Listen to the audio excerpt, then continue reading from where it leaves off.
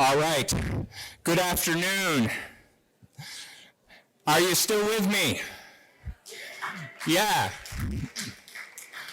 Now, you may think that it's time for the post-lunch, sleepy, lull and energy part of the Leicester Fest, but I'm here to say that we're now going to have another very exciting part of the Leicester Fest. So, let's hear it. When I say Leicester, you say Fest. Leicester! All right, thank you. Now, what we're going to do now is a slightly more personal tribute section where a few people who were in Leicester's life and Leicester was in theirs are going to just give some thoughts, tell a story about Leicester and then some memory or what he meant to them. And by the way, there are some live contributors to this, and then a number of people contributed video contributions. And originally we were going to sort of intersperse them together, but the timing and the placing worked out so that we're going to do the live tributes now, and then the video tributes, which I've seen most of, and they're awesome, are going to be upstairs during the reception after the keynote talk. Up on the 10th floor, there's a reception, and outside the reception room, the video tributes are going to be running on a loop. And believe me, at least if you're like me, they'll bring tears to your eyes. Some of them are just beautiful and heartfelt and fun. So be sure and watch the video tributes later on. And right now, I'm going to sort of in rapid fire call to the stage several people. I'll briefly introduce them, and then you'll just get to hear a quick thought from each of them about Leicester. And I want to start off with Leicester's niece, Martha Hausman.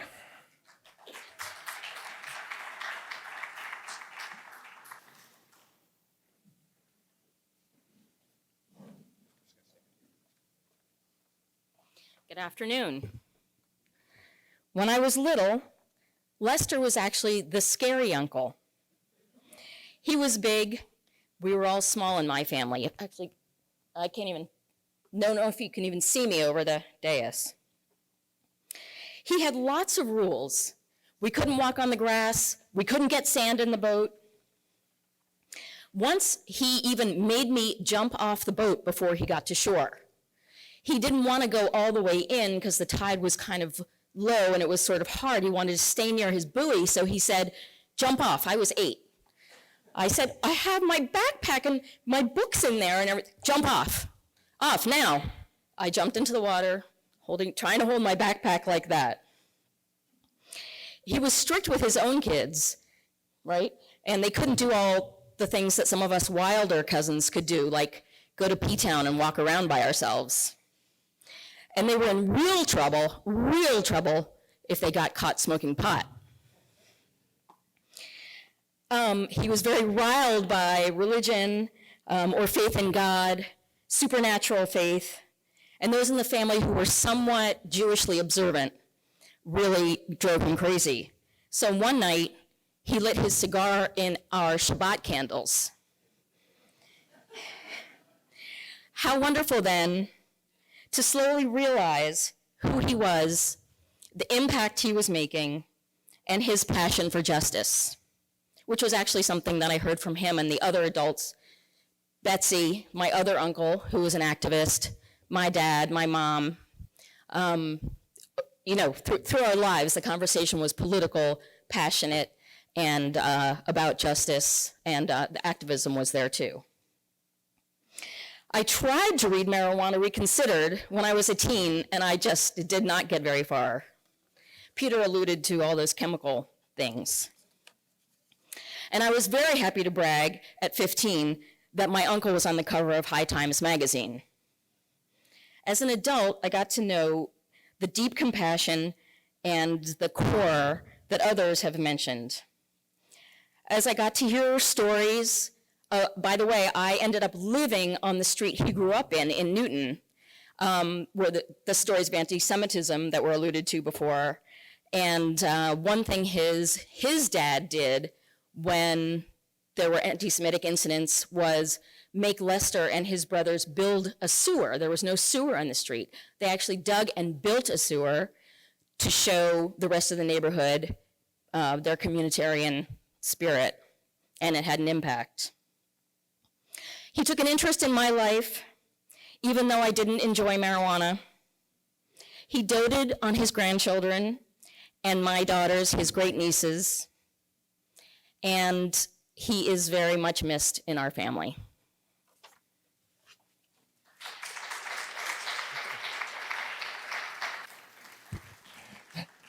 Thanks, Martha. The next tribute will be from Emma Grinspoon, Lester's granddaughter, Peter's daughter, who is not here with us. She's off doing some, having a life and a career today, but it's going to be read by my wife, Jennifer Goldsmith Grinspoon, Lester's daughter-in-law, who will read what Emma wrote.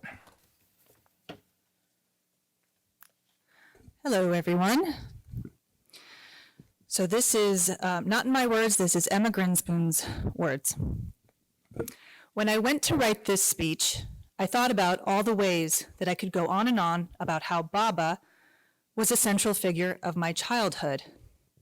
Baba is the name I gave him, which caught on among the cousins. I could talk about our days swimming with him, when he pushed us around on floats, taking hikes in Elm Bank with him, going to Sunday brunches with him in LaSalle where he lived, and more. I could go on and on about his care for his family, and these were the moments I cherished immensely. But today I want my writing to rise out of the current moment, from where I am in my life. From what I've come to know of Baba's past, I feel that there was a point in his life similar to the point that I am in now. I would like to speak from this shared point.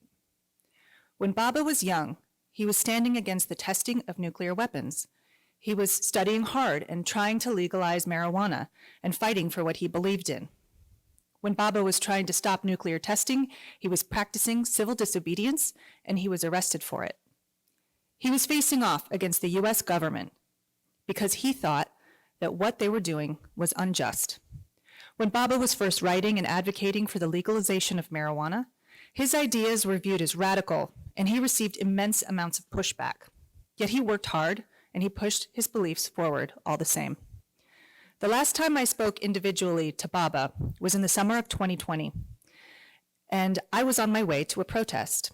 I was updating Baba about what was going on in the world and in the streets with protests combating racial injustice and state-sanctioned violence. I was so excited to tell Baba because I was thrilled that all this is happening in his lifetime. A man who lived through the civil rights movement, the war on drugs, and so much more, was seeing global protests against racial inequality. A man who, throughout his lifetime, pushed constantly to help others and fight for justice. I was excited that he got to see me emulate him as I developed my passions for my studies and my worldviews. He seemed proud of me, and that was really cool.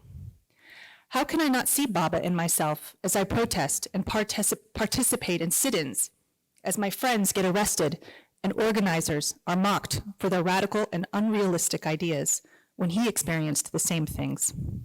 I feel like I can picture the world I want to live in, and every day I learn more from other community organizers, and my vision gains strength. My strengthening of ideas and passions would not be possible without Baba. When I feel down about how slow progress is and feel dismissed by politicians, or when I get frustrated arguing with those who can't get on board with my vision and values, I think of Baba, of how many times he had to argue, write, testify, march, get arrested, and feel frustrated in order to know that he had made real change, but he did. Recently, I've been thinking a lot about lifetimes and just how much happens in a lifetime. In 2022, the world is drastically different from when Baba first started fighting for his beliefs. The world is even drastically different than when he passed in 2020. Marijuana is rapidly becoming legalized, and that is just one of the many changes that has come out of Baba's years of fighting. I personally believe in optimism as a radical act, and I think it's an important one.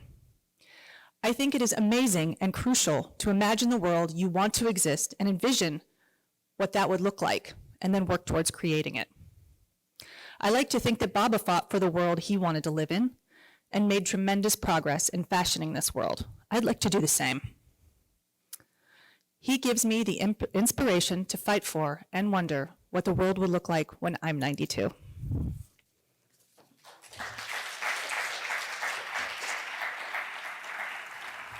Thank you, Jennifer, and thank you, Emma. The next speaker will be Josh Grinspoon, Peter's more mature twin brother. Take it away, Josh.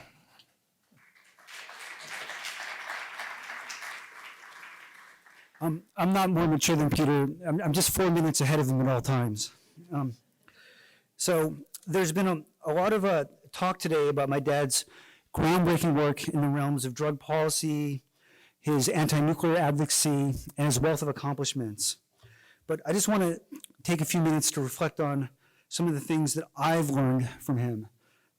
Despite the intensity with which he approached his research and advocacy, he always found time to take us to play ice hockey, to Bruins games, to scare the crap out of us with his insane motorboat driving.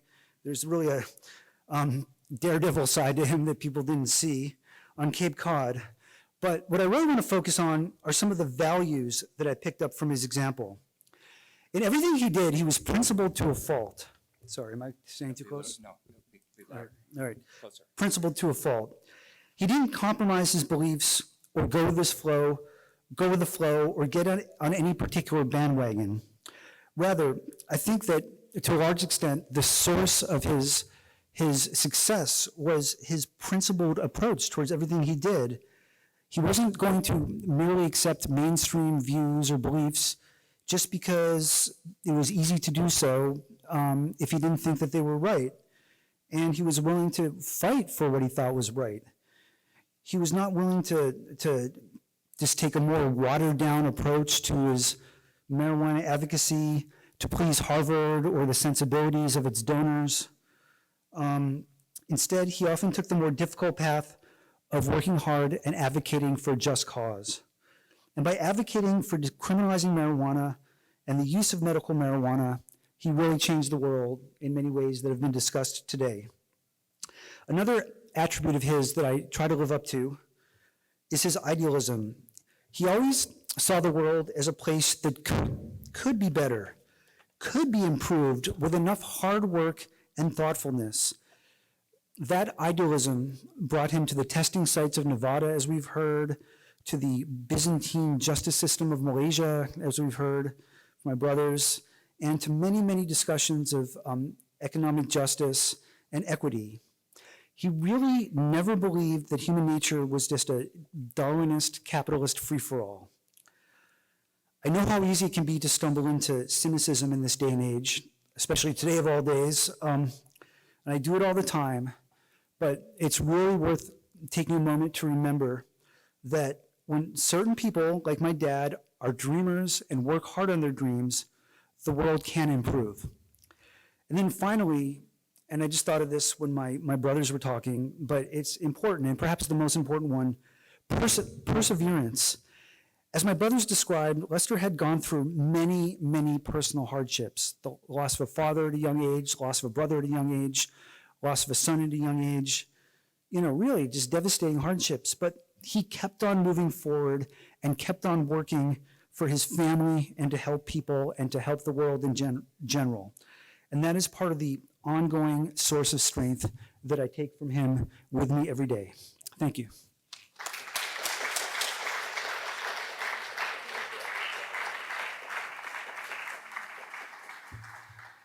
Thanks, Josh. So the next little tribute is actually from Dorian Sagan. Dorian is an old friend of mine.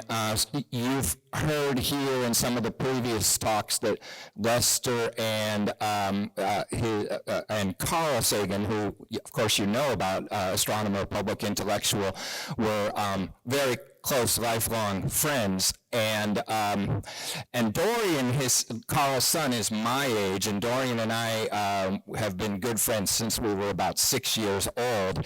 And he's a brilliant science writer and just a really interesting iconoclastic person. And unfortunately, Dorian is not here. He's in France today, otherwise he would be here, but he sent me an email with something to read. So this is from Dorian. And by the way, one of the video tributes that you've got to see upstairs is from Dorian's son, Tonio Sagan, who's an incredibly talented wordsmith and musician, and you're not going to want to miss that. Tonio is amazing, and so we've got multiple generations of Sagans represented here, and Tonio's lovely partner, Megan, is here with us as well today. So anyways, this is Dorian's voice to me. Dear David, I do think of your father often. Indeed, I'm physically reminded of him every time I make salad at home because it goes right from the cutting board to the wonderful wooden salad bowl he made and gave me as a wedding gift for my first marriage decades ago. It has outlasted that marriage and then some, and is well oiled and cared for and still valued by me like his memory almost 40 years later. You, your mom, your handsome older brother Danny, my father on the cusp of fame, his second wife Linda, still live on in my memory, peppered by imagination. Lester was a great friend to my father and was, I dare say, a better father figure for me than my father was for you.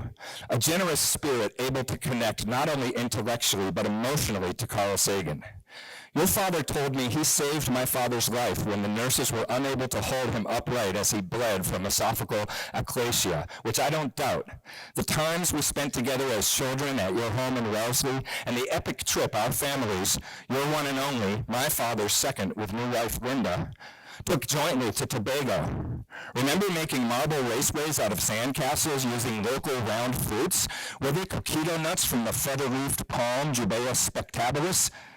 After Danny died and Elton John's song Daniel came on the radio, the lyrics include, Daniel is traveling tonight on a plane. I can see the red tail lights. Oh, and I can see Daniel waving goodbye. Must be the clouds in my eyes. I would think of him, entering puberty before us, and the closeness of our two families in that halcyon time after my parents had fully split, but when Carl was still at Harvard, and your father and your mother, Betsy, warmly welcomed Carl and his two boys, Jeremy and I, with him, into that wonderful home away from home with its plush carpets, stereo, and flashing green oscilloscope, permanently urinating statue, and out back and below the tennis courts and swimming pool, where after a swim we'd warm ourselves on the cement in the sun, all adjacent to the sweet-smelling woods. I think it was a lighthouse for Carl, a harbor in his life, a respite in his workaholic life, where he could relax, even as it was a haven for us. And there's no question that they were for many years, if not always, the best of friends. Much more could be said, of course, of their discussions of aliens and psychoanalysis, cannabis and politics, their sometimes comical positivism, sexism, and the 60s, their late partial falling out, and so on. But that is some of what I remember. One thing that stands out that your father told me late in his own life is that as my father lay in the hospital in Seattle, dying of myelodysplasia, he really wanted to talk to your father on the phone. When they finally connected, he revealed to Lester that he had hallucinated, outside the hospital window, a huge image of none other than Dean Martin. It's a true story. This actor, as famous a face in his own time as my father's visage is still, appeared to him in intimidating greatness, and your father, his friend and perspicacious therapist, who had saved his life before, was the one person he wanted to talk to about this disturbing vision. Of course, when your father told me about it, he smiled because there was an irrefutably comic aspect to the notion of this giant, pleasant face of a member of the Rat Pack looming, appearing ominously on my father's deathbed. Coincidentally, I met a nephew of Martin, the microbial ecologist and writer Gregory Crossetti, who revealed to me that his Uncle Martin, who often played a drunk, was actually a teetotaler. So, of course, was Carl, despite the fact that they often smoked weed together, a spur to interesting conversations. In my opinion, your father, Lester Grinspoon, provided a crucial emotional ballast for my father, Carl Sagan, and the times my dad with yours I and my dad with yours were among the times he seemed to be the happiest, most at ease with himself, as well as the times I felt closest to him, although I'm not sure he, in the end, felt so close to himself. But Lester was there for him, through thick and thin, from their initial encounter in the 60s, for the second half of his life, to that telephone conversation at the end. These are some of the memories and opinions, and I would be happy for you to read this letter to you as it is written, a token of respect from me to your family and the memory of your father. Love, Dorian.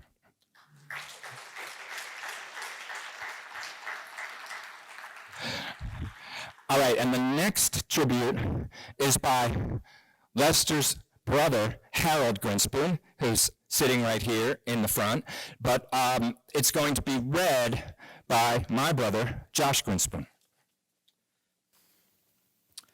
So this is the voice of my uncle Harold Grinspoon, who's again sitting right there. As I step into my mature life thinking about my brother, my mind flashes back to when I was skiing in Aspen, Colorado. My skis had my name on them, Grinspoon. The other people on the chairlift recognized it and said, Grinspoon, that's a famous name. Grinspoon is the name of a popular Australian band. They were so excited to meet Lester Grinspoon's brother. I believe that ties together the respect that people had for what he was doing to bring pot out of the dark ages. I jumped off the chairlift with a big smile. I was so proud of my brother. I also paused to reflect that some 50 years ago, he made the front page of the New York Times book review section for, I believe, his first book, Marijuana Reconsidered. That was a classical piece of thinking on his part. I am so pleased that the world recognized his genius. I also remember the most difficult times when they lost their son Danny from leukemia over a 5-year period. I believe he was just 10 years old when he contracted it. I remember clearly what devoted, amazing parents Lester and Betsy were during this struggle.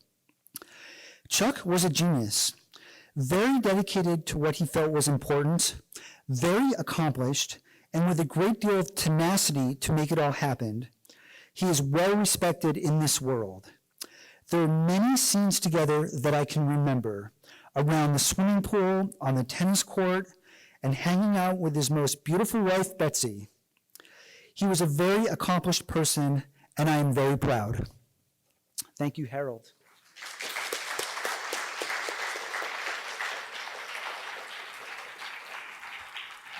Thanks, Harold, and thanks, Josh. Next, we have Liz Grinspoon, my sister-in-law, Peter's wife, and take it away, Liz.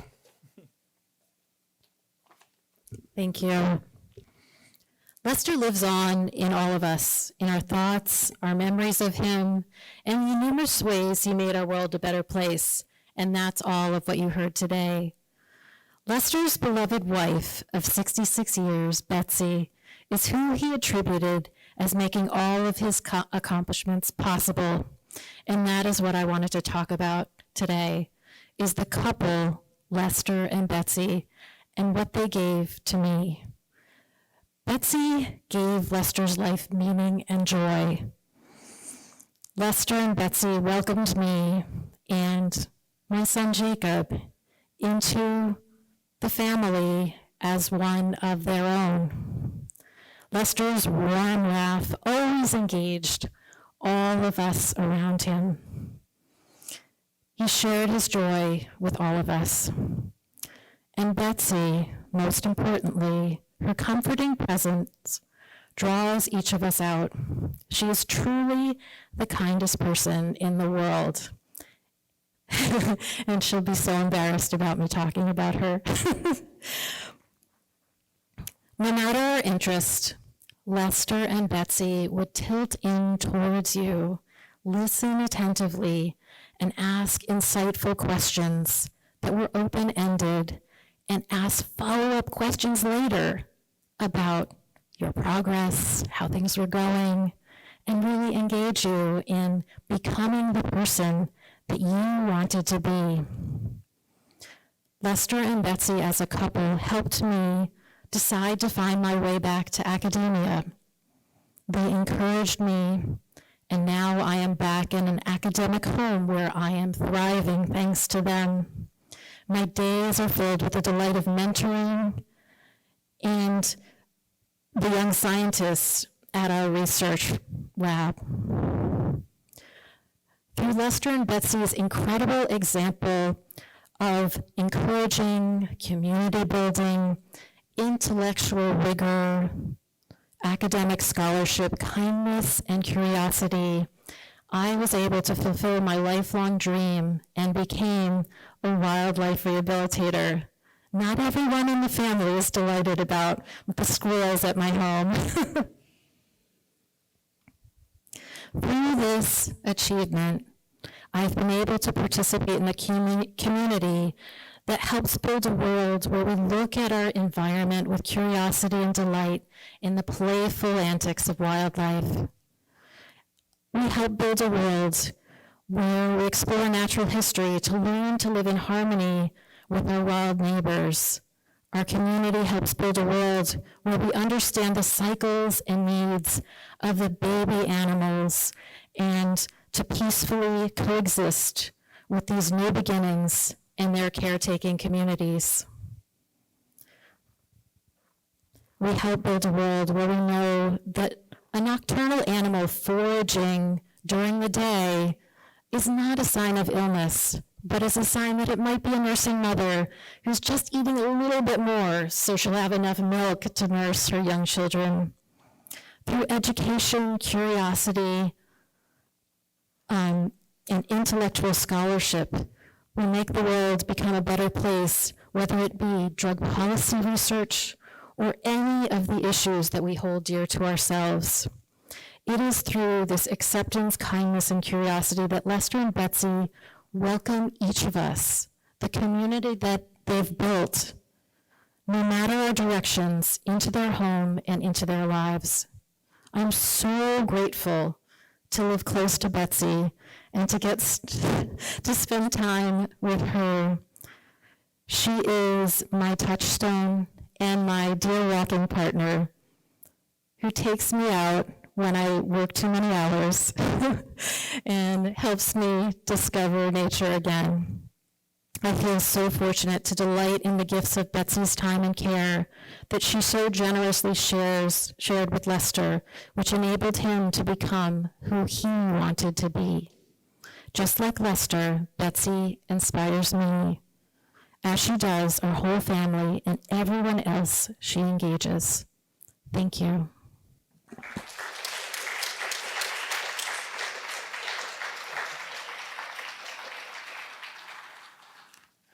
All right, and with that introduction, thank you, Grace. Next, we're going to, in fact, have Betsy Grinspoon come up and say a few words.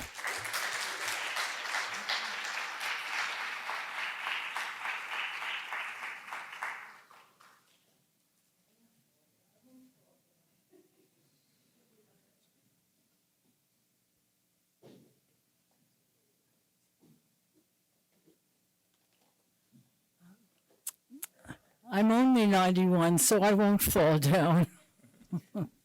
And I am embarrassed.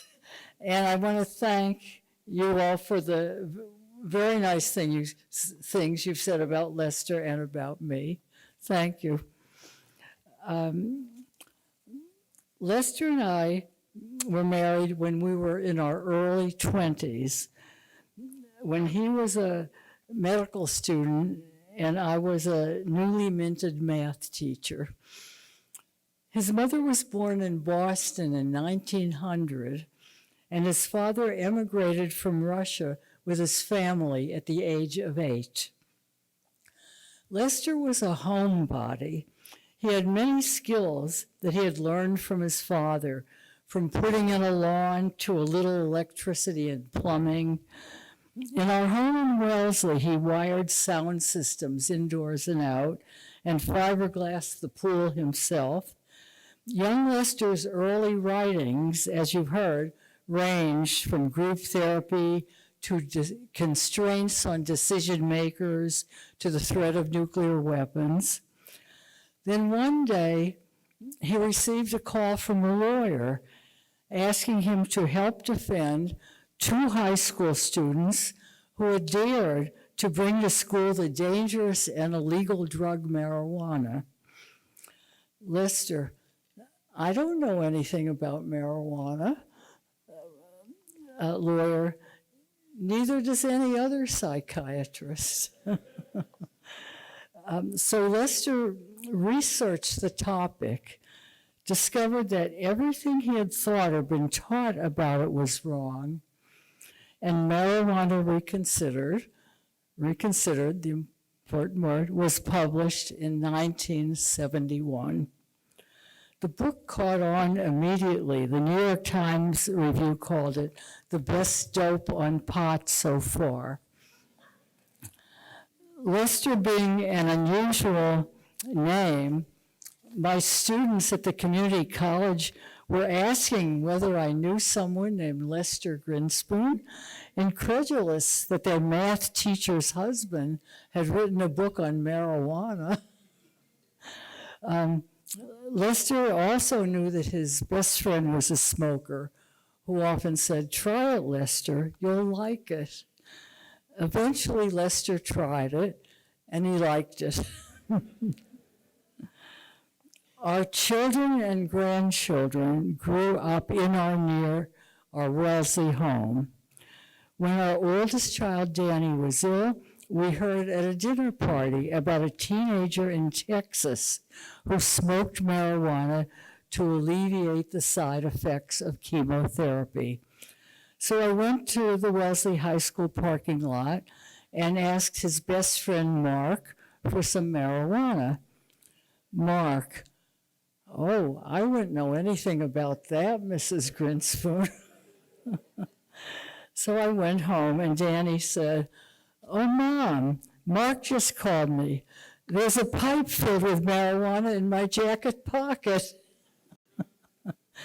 Before his next appointment, Danny smoked in the Children's Hospital parking garage, and the experiment was successful. On the way home, instead of the usual nausea, Danny asked if we could stop for a submarine sandwich. Marijuana, the Forbidden Medicine was published in 1993.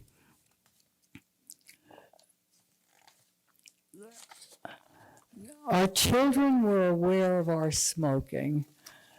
When Peter and Josh were in high school, we one night found a note taped to our bedroom door.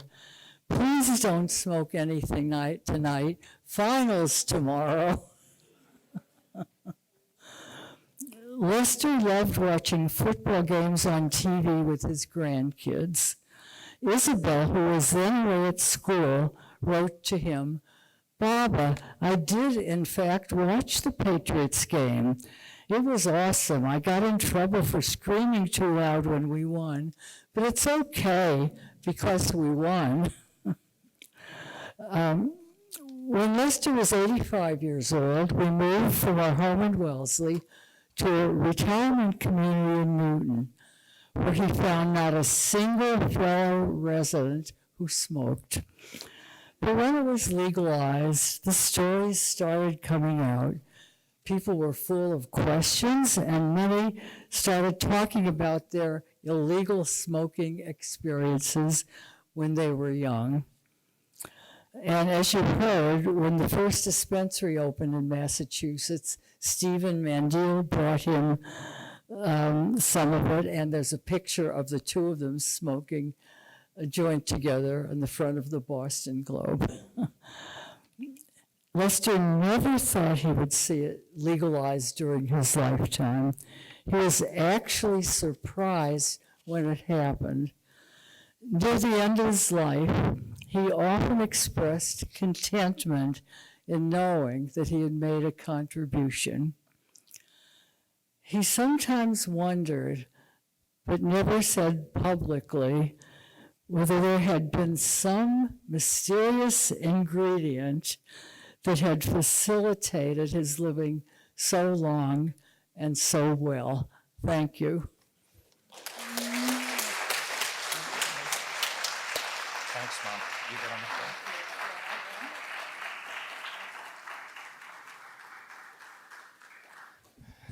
Thanks, Mom. That was awesome.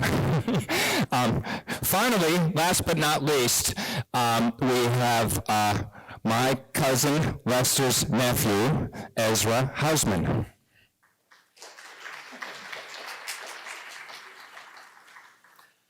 My older cousins have played a lot of dirty tricks on me throughout my life, but making me go after Betsy, I think that kind of takes the cake. I was trying to think about what to say about this man who was so complicated, inspiring, and intimidating throughout my life. And so I decided just to piss him off, I would talk about Lester and spirituality. Because after all, well, here he is looking down from the heavens at us. And he was open-minded about many, many things, but spirituality probably, he would have said, was not on the list. But I actually always found him to be a remarkably spiritual person. In fact, I'll just refer to him as my rabbi.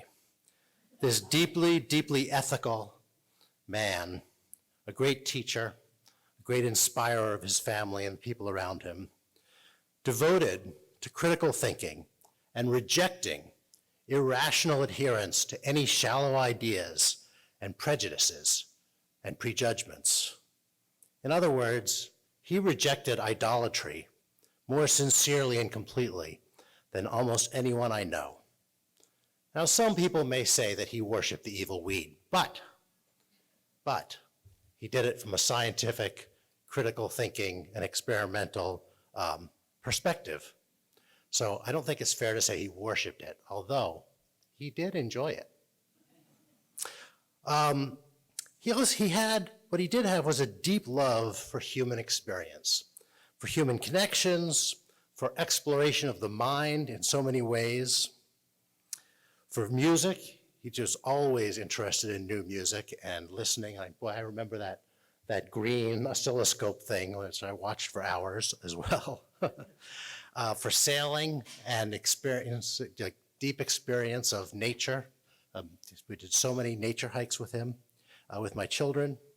And one thing nobody has mentioned today, interestingly, is that as a young man, he was a ridiculously talented sculptor. I remember going to their house in Wellesley and seeing these beautiful wooden sculptures, and then it turned out that Lester had made them. I mean, he was a really remarkable, talented, sensitive person. He was a celebrator of human potential. He really believed in who we could be as individuals and as a society if we could just get over all of our idolatry of bullshit ideas and our biases. So actually, as an aside, we were at a family, all my daughters loved Lester. I mean, I had been so intimidated as a child. They were climbing all over him all the time. But at one family bat mitzvah, there were two people who were just terribly uncomfortable sitting in the service, and those were Lester and my 5-year-old daughter, Elise. And then at a certain point, they both disappeared. Now, Lester was known to leave family gatherings for a little while, go outside, and come back in a much better mood. So, Elise, who knows what you might be learning out there. But after a while, when I went to kind of see what was going on, there they were in the playground, having a great time.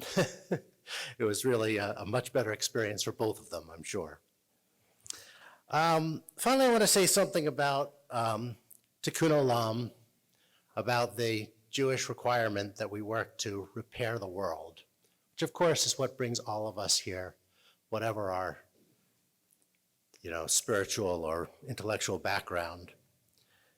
There's a very famous saying from the sayings of our fathers, the Pirkei Avot, about Tikkun Olam, which is that it is not up to you to finish the task, but you are not free to avoid it. Now, Lester was one person who had the great fortune, not just fortune, but also energy, ingenuity, allies, and courage to actually see a lot of the task make progress during his lifetime, even if it's not finished. And he certainly never even considered avoiding it. So thank you, Lester. You're a great inspiration to me, to all the people here, and so many people everywhere. I miss you.